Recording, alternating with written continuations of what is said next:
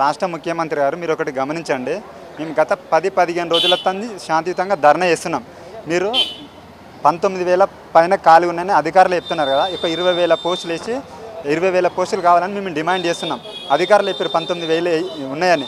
మీరేం చేస్తున్నారు 5,000 అని గత ఒక నెల రోజుల కింద ఏటీ న్యూస్ ద్వారా ఒక సమాచారం మీరు అందించారు. మాకు 5,000 పోస్టులు తీసుకోవడానికి మేము సిద్ధంగా లేము. అవి ఇప్పుడు 33 జిల్లాలకు ఎవరికి ఏ కేటగిరీకి సరిపోవు. ఇంకొకటి మీరు ఏమన్నారు, నిరుద్యోగుల వల్ల ప్రభుత్వం ఏర్పడింది, మీ నిరుద్యోగుల వల్లనే కాంగ్రెస్ అధికారంలోకి వచ్చింది మీరే అన్నారు కదా. మీరు వచ్చిన నెల రోజులల్లో మీరు ఈ ఎస్ఐపిసి నోటిఫికేషన్ వేసి ఉంటే మేము ఏజ్ పెంచమని కూడా అడగకపోతుంటే ఇప్పుడు కానిస్టేబుల్కి 36, ఎస్ఐకి 38 పెంచమంటున్నాం. ఎందుకంటే 4 సంవత్సరాలు అవుతుంది ఎస్ఐపిసి నోటిఫికేషన్ లేక.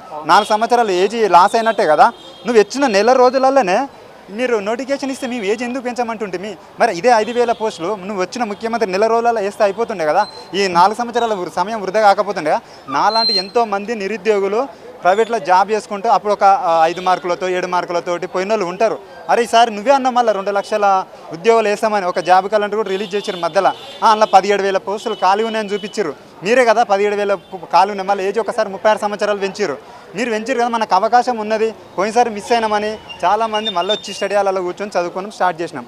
నువ్వు 3 సంవత్సరాల నుంచి జరుపుకుంటూ తీర దగ్గరకు వచ్చేసరికి నువ్వు 5,000 పోస్టులు వేస్తున్నాం. ఈ 5,000 పోస్టులు అంటే నిరుద్యోగులు కష్టపడ్డారు.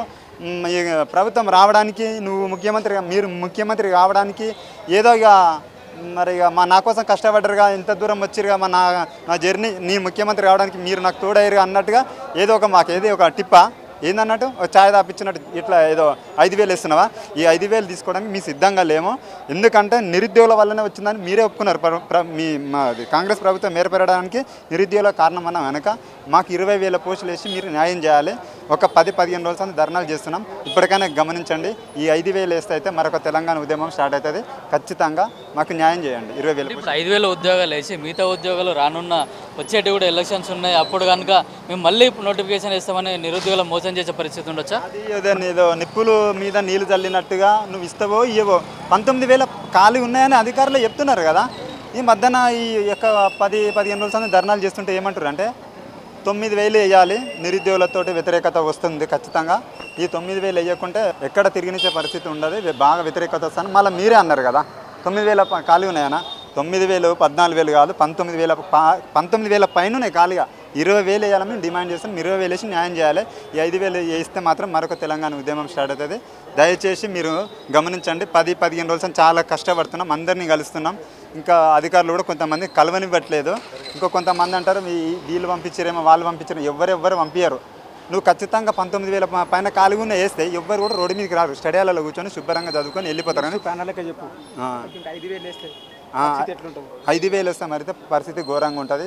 మరొక పెద్ద ఎత్తున తెలంగాణ ఉద్యమం స్టార్ట్ అవుతుంది. డీజీపీ కూడా స్వయంగా 19,000 ఉద్యోగాలు పోలీసులే ఖాళీ ఉన్నాయని చెప్తున్నారు. కానీ ప్రభుత్వం మాత్రం 5,000 ఉద్యోగాలు నోటిఫికేషన్ వేస్తున్నారు. అన్న వీళ్ళు 5,000 ఉద్యోగాలు ఎందుకు వేస్తున్నారంటే మీకు ఒకటి అర్థం అవ్వట్లేదు.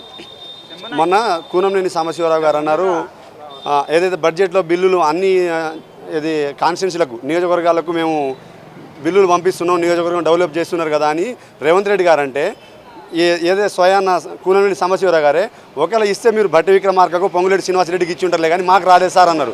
సో వీళ్ళకి రాలేదు కాబట్టి ఉన్న 19,000 వేకెన్సీలో 5,000 వేకెన్సీస్ భర్తీ చేసి నిరుద్యోగులకు ఇవ్వండి. మిగిలిన 14,000 పోస్టులు గాంధీ భవన్లో జాబ్ ఫర్ సేల్ పెట్టుకొని అమ్ముకోండి అని రేవంత్ రెడ్డి గైడెన్స్. ఇది మీకు అర్థమవుతుందా? నేను చెప్పింది అర్థమైందా? వాళ్ళ ఎమ్మెల్యేలే అభివృద్ధికి నిధులు ఇస్తలేదు మీరు అని చెప్తుంటే అభివృద్ధికి నిధులు ఎందుకు రా నాయన? 19,000 ఖాళీలలో 5,000 నిరుద్యోగులతో భర్తీ చేయండి, మిగిలిన మీరు భర్తీ చేసుకోండి గాంధీ భవన్లో పెట్టుకొని అని చెప్పేసి. ఎవరికి సరిపోతాయండి? వీళ్లకు మొన్న ఇక్కడ జూబ్లీ హిల్స్లో ఉప ఎన్నికల్లో ఆయన మాగంటి గోపీనాథ్ గారు చనిపోతే అప్పటికప్పుడు రాత్రికి రాత్రి ఎలక్షన్ కోడ్ తీసుకొచ్చి ఎలక్షన్ జరిపించుకున్నారు. మరి తెలంగాణలో ఈరోజు 1,90,000 ఉద్యోగాలు ఖాళీలు ఉన్నాయని చెప్పేసి బీసీవాల్ కమిటీ పట్టుకుంటే అదే రేవంత్ రెడ్డి గారు ప్రతిపక్షంలో ఉన్నప్పుడు గెలవక ముందు అది 2 లక్షల ఉద్యోగాలు కేసీఆర్ గారు ఇవ్వలేదు, నేను ఇస్తాను, మొదటి సంవత్సరానికి 2 లక్షల ఉద్యోగాలు ఇస్తాను కదా. మరి ఈరోజు రేవంత్ రెడ్డి గారు పడుకున్నారా? లేకపోతే ఢిల్లీకి బ్యాగులు మోయడానికే సరిపోతున్నాడా? తెలంగాణలో నిరుద్యోగులు ఏమవుతున్నారో పట్టించుకునే ధ్యాస లేదా? ఎవరికి సరిపోతుందండి? ఈ 5,000 నోటిఫికేషన్ తోటి ఉన్న హైదరాబాద్, సైబరాబాద్, రంగారెడ్డిలో ఈ బోర్డు చైర్మన్ కుట్ర ఇది. రేవంత్ రెడ్డి కూడా కాదు. 5,000 ఇవ్వడంలో బోర్డు చైర్మన్ వివి శ్రీనివాసరావు గారు ఉన్నారు. గతంలో 2022లో 14,000 నోటిఫికేషన్ ఇస్తే అందులో ఏదైతే ఆంధ్ర సెటిలర్స్ ఉన్నారో వాళ్ళకు ఉద్యోగాలు రావడానికి చెప్పేసి జియో 46ని తీసుకొచ్చిండు. ఈ జియో 46 ఏదైతే హైదరాబాద్, సైబరాబాద్, సంగారెడ్డి, రంగారెడ్డి జిల్లా వాళ్ళకు లబ్ధి జరుగుతుంది. ఇప్పుడు కూడా ఈ 5,000 పోస్టులు ఎందుకు ఇస్తున్నారంటే ఓన్లీ గ్రేటర్ హైదరాబాద్ పరిధిలో ఉన్న వారికి ఒక 3,000 నుంచి 3,500 ఖాళీలు భర్తీ చేస్తే గ్రామీణ ప్రాంతం వాళ్ళు ఎటైనా ఆగమైపోయి. రేవంత్ రెడ్డి గారు మీరు ఒక విషయం గుర్తుపెట్టుకోవాలి, ఏదైతే హైదరాబాద్లో మీకు వచ్చింది ఒక్క సీటు, ఆ ఒక్క సీటు కూడా రాలేదు. కానీ గ్రామీణ ప్రాంతం వాళ్ళు ఏదైతే ఉమ్మడి నల్గొండ, ఖమ్మం, వరంగల్, మహబూబ్నగర్ వాళ్ళు తలుచుకొని మీకు 48 సీట్లు ఇచ్చి ఈరోజు మిమ్మల్ని గద్దెనెక్కిచ్చి సీటు మీద కూర్చున్నారు. గతంలో మీరు కూడా ఒక నిరుద్యోగులే. మీరు నిరుద్యోగి ఉన్నప్పుడు కనీసం మీకు సమోసాలు గతి లేదు. మీ ఎవరైతే ఇప్పుడు గెలిచిన ఎంపీ చామల కిరణ్ కుమార్ రెడ్డి కావచ్చు, ఏదైతే సీతక్క గారు కావచ్చు, రాములు నాయక్ గారు కావచ్చు, మీ పీసీసీ చీఫ్ మహేష్ కుమార్ గౌడే మా ద్వారా ఆయన స్వయంగా వచ్చేసి లెటర్ ప్యాడ్ తోటి పర్మిషన్ తీసుకొని ధర్నా చౌక్లో ధర్నా పెట్టించారు. మర్చిపోయారా? ఈరోజు నిరుద్యోగులు ఎందుకు తొక్కాలని చూస్తున్నారు? నిరుద్యోగులు అడుగుతున్నది మీ ఎమ్మెల్యే సీటో కార్పొరేషన్ పదవియో. ఒకటిసారి సీఎం రేవంత్ రెడ్డి గారు మీరు 19,000 నుంచి 5,000 తీసుకోవడానికి మతలబ్ మాకు అర్థం కావట్లేదు. మీరు ఒక ఫోబియాలో ఉన్నారు. ఏ ఫోబియా అంటే ఇప్పుడు తెలంగాణ రాష్ట్రంలో మినిస్టర్లు అందరూ మీ దగ్గరనే ఉన్నాయి. ఒక 4-5 మినిస్ట్రీస్ మీ దగ్గర ఉండి ఉంటాయి. ఇంకో 4-5 పెట్టుకోండి, కుదిరితే 40 క్రియేట్ చేసుకొని పెట్టుకోండి. మేము కాదనట్లేదు. మా ఉద్యోగాలు మీ దగ్గర పెట్టుకొని మీరేం చేస్తారండి? పోలీసు ఉద్యోగం చేస్తారా? రేవంత్ రెడ్డి గారు మీరు ముఖ్యమంత్రి అన్న విషయం మర్చిపోతున్నారేమో. మీరు పోలీసు ఉద్యోగం మీరు చెప్పినట్టు మీ నాన్న పోలీస్ బెటర్ కావచ్చు, మీ తాత పోలీస్ బెటర్ కావచ్చు, ఆ పోలీస్ వ్యవస్థ నుంచి మీరు వదిలేయండి. ఏదైతే 15,000 ఖాళీలు 19,000 ఖాళీలు అది భర్తీ చేయండి. ఇంకో 10 మినిస్టర్లు మీరు ఉంచుకోండి, మేము అడగము. కానీ ఏదైతే తెలంగాణ రాష్ట్రంలో నిరుద్యోగుల కోసం మీరు చెప్పినట్టు మొదటి ఏడాదిలో 2 లక్షల ఉద్యోగాలు తక్షణమే భర్తీ చేయాల్సిందే. అందులో కానిస్టేబుల్ ఉద్యోగాలు 19 లక్షలు ఇవ్వాల్సిందే.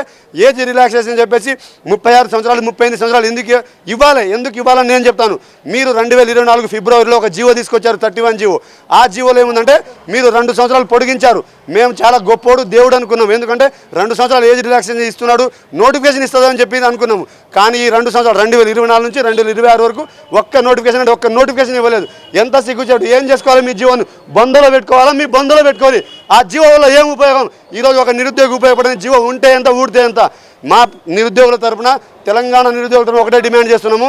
ఏదైతే ఖాళీగా ఉన్న 19,000 ఖాళీలు ఎస్ఐ కానిస్టేబుల్ సంబంధించి మీరు తక్షణమే భర్తీ చేయాల్సిందే. అందులో కానిస్టేబుల్కి 36 సంవత్సరాలు, ఎస్ఐకి 38 సంవత్సరాలు ఇవ్వాల్సిందే. ఎందుకు ఇవ్వాలంటే ఏదైతే కానిస్టేబుల్ ఎస్ఐకి సంబంధించిన దేహదారుడి పరీక్షలు ఫిజికల్ ఈవెంట్స్లో కానిస్టేబుల్కి ఎస్ఐకి ఒకటే ఈవెంట్ ఉంటుంది. ఆ ఒక్క ఈవెంట్ క్వాలిఫై అయితే ఎస్ఐ క్వాలిఫై అయినట్టే, కానిస్టేబుల్ క్వాలిఫై అయినట్టే. మరి అది ఒకటే ఈవెంట్ పెట్టినప్పుడు ఎస్ఐకి కానిస్టేబుల్కి ఒకే ఏజ్ ఇవ్వడానికి మీకేం ప్రాబ్లం? మీకేమైనా నొస్తుందా?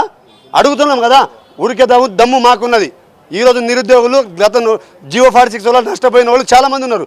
వాళ్ళకు మీరు ఎలాగో న్యాయం చేయలేదు. కనీసం ఏజ్ రిలాక్సేషన్ ఇచ్చైనా న్యాయం చేస్తారని ఆశిస్తున్నా. Thank you. 420 హామీలు, 6 గ్యారంటీలు ఇచ్చి మీరు ఇవాళ తెలంగాణ రాష్ట్రంలో గద్దెనెక్కడం జరిగింది. ఈ కాంగ్రెస్ గవర్నమెంట్ ఏర్పడి దాదాపు ఇవాళ నుంచి 930 రోజులు అవుతుంది. ఈ 930 రోజుల్లో దాదాపు ఒక్క నోటిఫికేషన్ కావచ్చు, విద్యా వ్యవస్థ కావచ్చు, నిరుద్యోగ వ్యవస్థ కావచ్చు, ఎక్కడ చూసినా భ్రష్టు పట్టించారు మీరు. మీరు ఏ హామీలతో గద్దెనెక్కారని మర్చిపోవడం జరిగింది. రాష్ట్రం ఏర్పడిన నుంచి దాదాపు ఇంకో 2 సంవత్సరాల పీరియడ్ అయిపోతుంది మీది. మరి రేపు ఎలక్షన్కి పోతే మేము ఏం చేసినామని అంటారు మీరు ప్రజలకి? 4 కోట్ల తెలంగాణ సమాజానికి మేము ఇది చేసినాం, ఫలానా ఇది చేసినామని ఏం చెప్తారు? ఒక్కరికి కూడా న్యాయం చేయలే. జియో 46 ఇప్పటివరకు న్యాయం చేయలే. స్వయాన ఇదే రేవంత్ రెడ్డి గారికి వారి స్వస్థలంలో, నివాస స్థలంలో మేము వెళ్ళి కలిస్తే, సార్ జియో 46 మీరు హామీ ఇచ్చారు కదా, ఏదైతే గాంధీ భవన్లో మీరు ప్రతిపక్షంలో కూడా హామీ ఇచ్చారు కదా, మేము వెళ్ళి అడిగితే మీరు అప్పుడు ఏం చేసినారు అని అంటున్నాడు. అంటే ఒక ఐఏఎస్ ఐపీఎస్ మాటలు మీరు విని, గవర్నమెంట్ మీ పవర్ మీ చేతిలో ఉండి ఒక ఆంధ్ర బోర్డు అధికారి మాట విని జియో 46 వాళ్ళకి ఇప్పటివరకు కూడా న్యాయం చేయడం లేదు. ఎందుకు విద్యా వ్యవస్థ మీ దగ్గర కదా, హోంశాఖ, విద్యాశాఖ, మున్సిపల్ శాఖ మీ దగ్గర పెట్టుకొని ఇవాళ మీరు ఈ మినిస్ట్రీ చేంజ్ చేయడం కోసం ఇవాళ ఢిల్లీలో ఉన్నారు. ఇక్కడ నిరుద్యోగుల సమస్య ఇక్కడ పెట్టి 4 కోట్ల తెలంగాణ సమాజం కోసం ఇక్కడ కన్నీరు కారుస్తుంటే మీరు ఢిల్లీలో వెళ్తున్నారు మంత్రుల కోసం, మంత్రులు చేంజ్ చేయడం కోసం.